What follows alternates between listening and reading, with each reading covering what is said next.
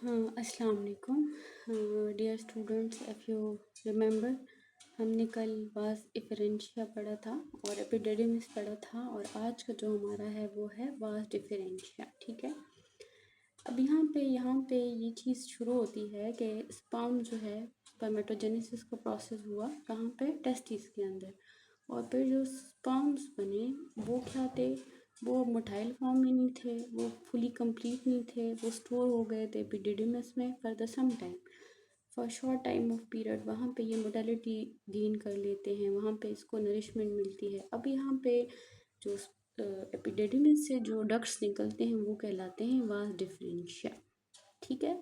It start from epididymis, move deep into the pelvic cavity and then join with the duct of the seminal vesicle to form the short ejaculatory duct.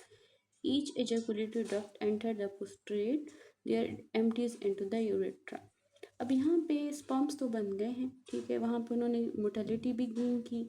अब epididymis से वो जाएंगे कहाँ पे, pelvic cavity में। और pelvic cavity में किसके ज़रिए जाएंगे, वास डिफरेंशिया के ज़रिए। वहाँ पे जाते जाते वो उनके साथ एक डक्ट भी मिल जाता है जिसको कहा जाता है सेमिनल वेसिकल, और वो फिर जॉइन होकर एजाकुलेटरी डक्ट के साथ मिल जाते हैं। एजाकुलेटरी डक्ट प्रोस्टेट के थ्रू एंटर होता है और वहाँ पे यूरेथ्रा में ये दाखिल हो जाता है। अब यूरेथ्रा क्या है, यू नो दैट ये एक्सटर्नल जेनिटेलिया जो है मेल का, वो दो काम करता है। एक तो यूरिनेशन पास करता है, दूसरा क्या करता है कि वो स्पर्म्स भी आउटसाइड लेके जाता है। The urethra is the terminal portion of the male duct system. It open to the outside at the external urethral orifice and convey both urine and semen. अब यहाँ पे इन्होंने ये बात बताई है कि यूरेथ्रा जो है वो टर्मिनल पोर्शन है मेल डक्ट सिस्टम का, और यहाँ पे ये आउटसाइड जो है ओपन होता है यूरेथ्रल ऑरिफिस के ज़रिए, और पे ये करता है यूरिन को भी और इस वेल सीमन को पास करता है। यहाँ पे तो स्पर्म का सारा हमने सिर्फ सिस्टम पढ़ा कि स्पर्म कहाँ बन रहे हैं, कहाँ पे। अब आगे मैं आपको बताऊंगी कि स्पर्मेटोजेनेसिस का प्रोसेस कैसे होता है। ये तो हमने जस्ट जो है सिस्टम्स पढ़ा। अब यहाँ पे यू नो दैट मैंने पहले ही बताया था कि accessory glands are very important. Accessory gland के ज़रिए जो है स्पर्म जो है वो ना मूवमेंट कर सकते हैं, ना उनको नरिशमेंट मिलती है, ना जो है वो आगे फर्टाइल होते हैं। तो एक्सेसरी ग्लैंड जो है सेमिनल वेसिकल सबसे इम्पोर्टेंट एक्सेसरी ग्लैंड है। वो अल्कलाइन फ्लूइड प्रोवाइड करता है। अल्कलाइन फ्लूइड का मतलब क्या है कि उसकी पीएच जो होती है वो 7 से अबव होगी। और इसके अलावा इसके अंदर फ्रक्टोज होता है, शुगर होता है, स्कॉर्बिक एसिड होता है, और इनके अलावा सबसे इम्पॉर्टेंट एंजाइम जो इसके अंदर होता है जिसको वेसिकुलेज कहते हैं, ये कागुलेटिंग एंजाइम होता है। इसके अलावा और कुछ भी बहुत सब कुछ होता है जो स्पर्म मोटिलिटी में हेल्प करते हैं, और इस तरह ये फर्टिलाइजिंग पावर जो है स्पर्म को इम्प्रूव जो है स्पर्म की इम्प्रूवमेंट में बहुत हेल्प करते हैं। फिर प्रोस्टेट ग्लैंड का आपने बहुत सुना होगा, प्रोस्टेट कैंसर का, it's a very common cancer in male. ये जो है यूरेथ्रा के नीचे होता है, इंसर्कल करता है यूरेथ्रा को, और ब्लैडर के नीचे होता है, और इसकी सिक्रीशन जो होती है वो मिल्की होती है, स्लाइटली एसिडिक होती है, जिनके अंदर जो है सिट्रेट होता है जो कि इसका न्यूट्रिएंट सोर्स होता है, और इसके अलावा कुछ एंजाइम होते हैं जैसे हाइलोनिडेज एंजाइम। और इसके अलावा दूसरा जो ग्लैंड है जिसको ना हम कहते हैं कॉपर ग्लैंड, वो म्यूकस सिक्रीट करता है और अल्कलाइन फ्लूइड रिलीज करता है। और अल्कलाइन फ्लूइड का मेन काम क्या है कि ये यूरिन की एसिडिटी को ख़त्म करता है।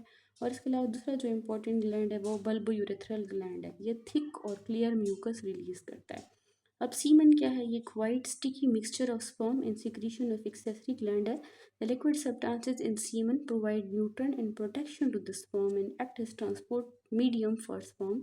Prostaglandin and secretion in semen decrease the viscosity of mucus guarding the entry of the uterus and stimulate reverse peristalsis in the uterus, facilitating sperm movement through the female reproductive tract.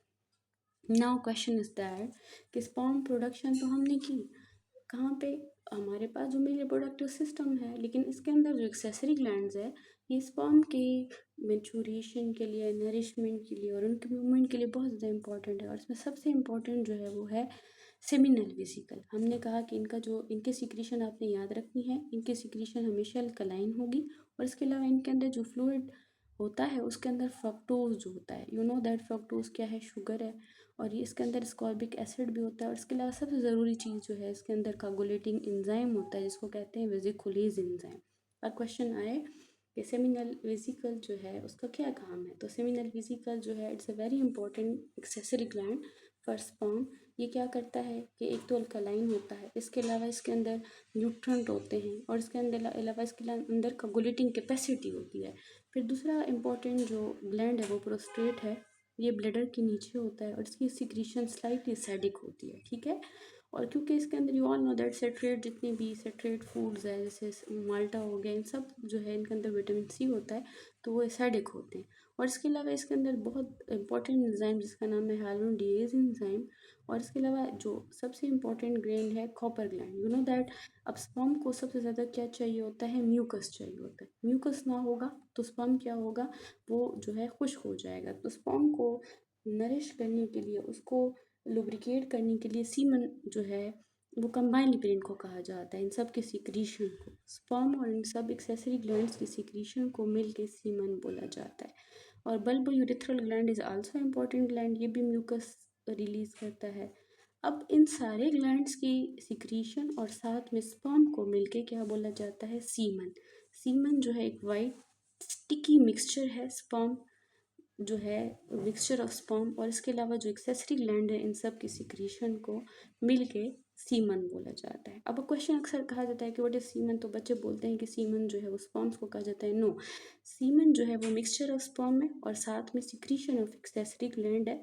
और इसके अलावा semen का काम क्या है, nutrient provide करना और protection provide करना स्पर्म को, और साथ में ट्रांसपोर्टिंग मीडियम प्रोवाइड करना। इसके अलावा हमने यहाँ पे ये भी बताया कि जब फीमेल के बॉडी में स्पर्म एंटर होते हैं तो वहाँ पे जो सर्विक्स होता है, जो फीमेल विजाइना के साथ होता है, वो म्यूकस के ज़रिए प्रोटेक्ट होता है। अब उस म्यूकस को हटाने के लिए, उसकी विस्कोसिटी को डिक्रीज़ करने के लिए प्रोस्टाग्लैंडीन एंजाइम्स होते हैं, वो क्या कर लेते हैं, उसके विस्कोसिटी को ख़त्म कर लेते हैं।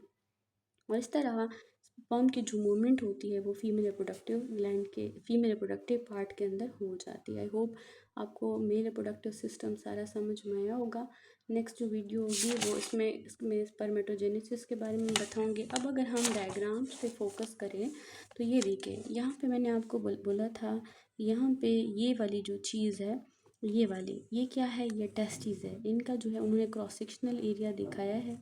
ये जो मैं सर्कल कर रही हूँ ये लोब्यूल्स है और लोब्यूल्स के अंदर जो है हाईली कॉइल्ड सेमिनिफेरस ट्यूब्यूल्स है, ठीक है। अब सेमिनिफेरस ट्यूब्यूल्स कहाँ पे हो रहे हैं, प्रोडक्शन कहाँ पे हो रही होती है, सेमिनिफेरस ट्यूब्यूल्स के अंदर। फिर यहाँ पे सेमिनिफेरस ट्यूब्यूल्स से आप देखें, यहाँ पे अलॉट ऑफ वास डिफरेंशिया और वास डिफरेंशिया निकली हुई है। और वास डिफरेंशिया ये जो हाईली कॉइल्ड एपिडेडिमिस है वहाँ पे, फिर एपिडेडिमिस से वास डिफरेंशिया देखो एजोकुलेटरी डक्ट। इस तरह मेल रिप्रोडक्टिव सिस्टम होता है। आगे हम जब स्पर्मेटोजेनेसिस पढ़ेंगे तो स्पर्मेटोजेनेसिस में मैं आपको डिटेल में सारा बताऊंगी कि how sperm produce. You know that कि गीमेटोजेनेसिस का प्रोसेस कैसे होता है, पहले माइटोसिस होती है फिर मियोसिस होती है। In the next lecture I will share the spermatogenesis process.